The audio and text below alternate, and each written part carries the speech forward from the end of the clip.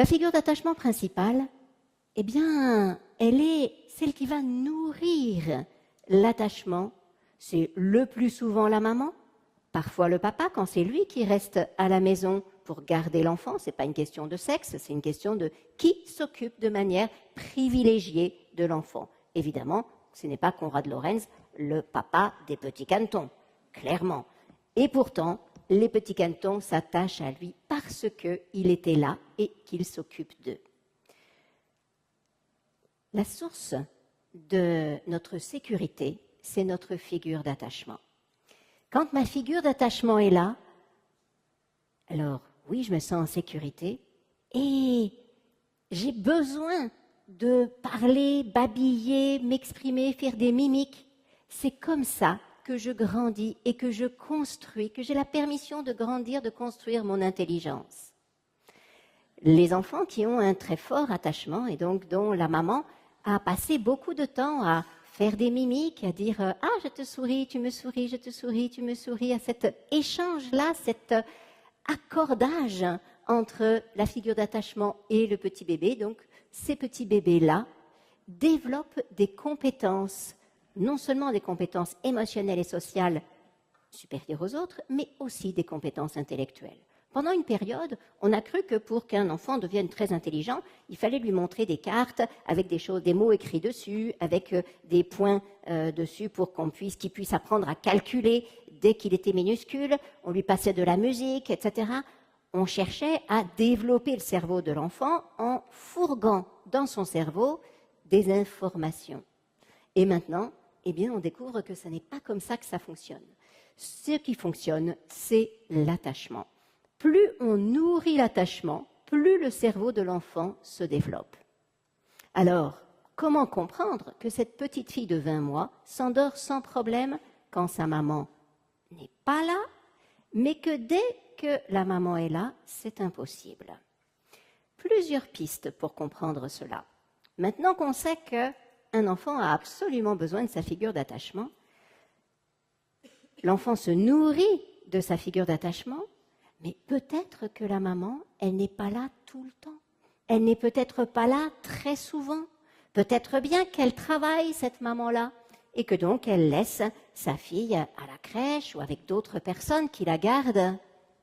Et donc l'enfant voit que, il a... Alors évidemment, ça n'est pas conscient. L'enfant ne se dit pas « je n'ai que 4 heures à passer avec ma mère », donc, il va falloir que je maximise mes chances de pouvoir recevoir de l'attachement dans cette période-là. Non, évidemment, il n'a pas la capacité de faire comme ça une réflexion. Ça n'empêche que son cerveau le guide à s'hyper-nourrir quand elle est là. Le souci, c'est que parfois, nous, les mamans, on a autre chose à faire dans le peu de temps où on est là. On fait la vaisselle, on fait un peu le ménage, on veut prendre un petit temps avec notre conjoint, le conjoint aussi a besoin de temps avec nous et il veut bien passer un peu de temps avec l'enfant, mais bref, parfois, on n'a pas assez de temps ensemble. Et quand le réservoir de l'enfant n'est pas suffisamment plein, eh bien l'enfant reste réveillé pour remplir son réservoir. D'autre part, quand ce n'est pas ma figure d'attachement, ça peut ne pas être très intéressant de rester réveillé. Donc, c'est le moment de dormir. On peut regarder la plupart des comportements dans ce paradigme de l'attachement. En tout cas, ça n'est jamais une intention délibérée de l'enfant de nous embêter.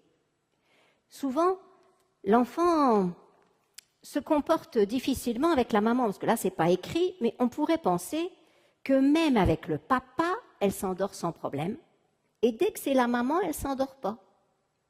Ah, ce n'est pas le cas. C'est le contraire. Elle s'endort qu'avec maman, et pas avec le papa. Donc, voilà, elle s'endort qu'avec maman et pas avec papa. Peut-être bien que tout simplement, elle a besoin de ce rituel, parce qu'à 20 mois, on a besoin de beaucoup de rituels avec maman pour pouvoir calmer, se nourrir de l'attachement, pour pouvoir oser se séparer pour la nuit. Parce que quelque part, s'endormir, c'est une séparation. Parfois donc, notre enfant s'endort, l'enfant s'endort plus facilement avec la figure d'attachement et moins facilement avec la personne qui n'est pas la figure d'attachement. C'est simplement donc, voilà, là je me sens en sécurité. Il y a besoin de beaucoup de sécurité pour pouvoir s'endormir. Et donc, avec ma maman, je me sens totalement en sécurité, je peux me laisser aller. Mais ça va quand je ne suis pas trop stressée. Parce que quand on est trop stressé, ça peut être l'effet inverse. Donc là, je vais un petit peu au-delà de cette question. Quelquefois, donc, l'enfant ne veut pas dormir et fait tout un cirque avec sa maman. Par exemple, un peu plus grand ne veut pas manger, se met à faire des hurlements quand il n'a pas le biscuit qu'il voulait, alors qu'avec papa, tout se passe impeccable. Ça arrive, non? Et quelquefois, le mari nous regarde, oui, tu sais vraiment pas y faire. Hein. Regarde, avec moi, il n'y a aucun problème. Et du coup, nous, on se culpabilise terriblement, on se dit, ben oui, c'est vrai, moi je suis nulle parce qu'il n'y a aucun problème avec moi. Et en réalité, c'est tout autre chose. C'est que un enfant ne peut confier ses difficultés et oser montrer ce qui se passe à l'intérieur de lui que à sa figure d'attachement principale, sa maman. Il a été à la crèche toute la journée.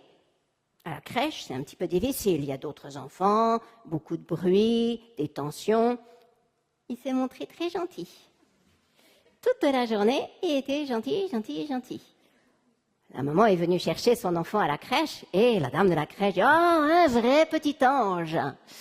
Et nous remet le petit ange en question. Et au bout de 3 minutes et demie, le petit ange se transforme en démon. Et on ne comprend pas, et on se dit, mais pourquoi il est un ange avec les autres et avec moi, il est si difficile? En fait, c'est que l'enfant, toute la journée, a accumulé des tensions, accumulé.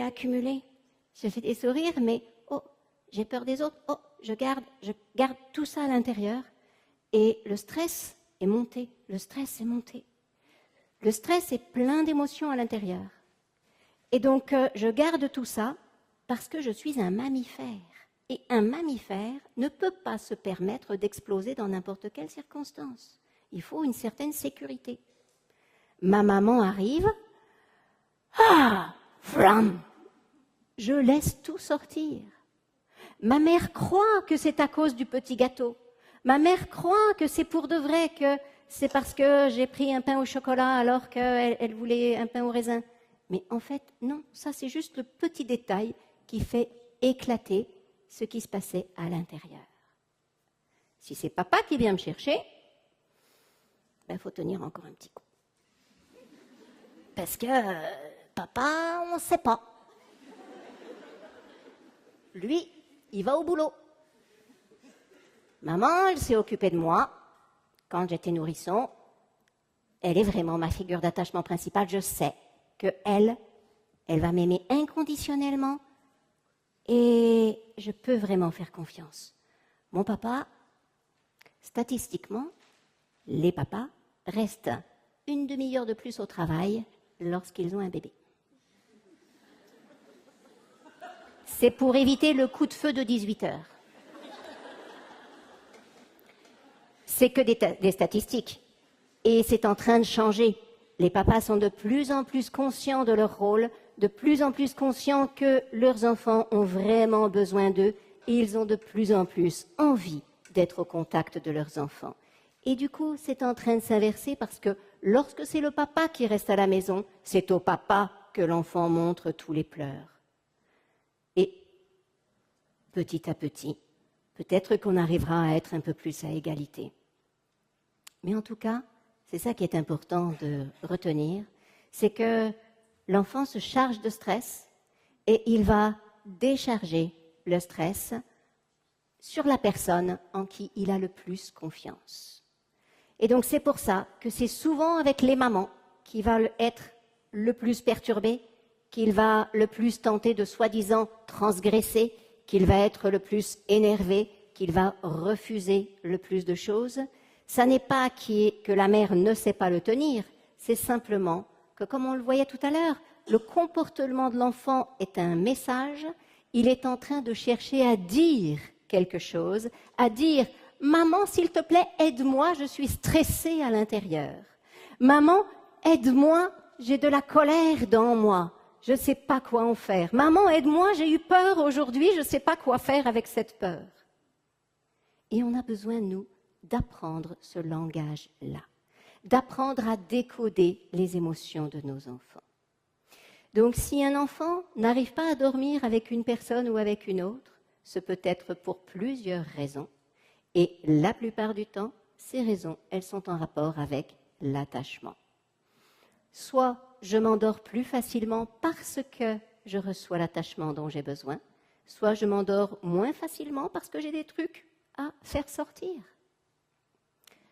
Parfois, le papa rentre à la maison après avoir travaillé et il joue avec son enfant. Et donc, il commence à faire une bonne bagarre sur le lit. Et alors là, c'est nous les mamans.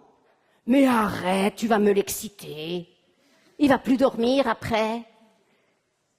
Et ça va encore se finir en pleurs. » Et évidemment, ça ne loupe pas. Le papa joue, « Mais si, tu m'embêtes, c'est pas grave. » Voilà, il joue, et au bout de quelques minutes, l'enfant se met à pleurer. « Ouais, papa, tu m'as fait mal. » Et là, la maman dit, « Tu vois, je te l'avais bien dit. » Et du coup, les papas, ils n'osent plus jouer. Alors que finalement, si on réfléchit avec cette histoire d'attachement, on comprend mieux. Mais oui, si le papa, il joue avec son bébé, il joue avec son enfant, il joue avec le garçon de 8 ans, avec la petite fille de 7 ans, eh bien, en jouant, il remplit le réservoir d'attachement. C'est comme s'il disait à son enfant, « Je suis là pour toi. Je t'aime, tu peux me faire confiance. » Et petit à petit, l'enfant se sent « Ah, je peux m'attacher avec mon papa. » Et du coup, pareil, il montre à son papa les stress de sa journée. Super quand un enfant se met à pleurer ou se met à être furieux contre son papa en plein milieu d'un jeu. Continuons le jeu en étant attentifs aux sentiments, aux besoins de l'enfant. Mais ça signifie que l'enfant est en train de se décharger de ce qu'il a de trop plein à l'intérieur.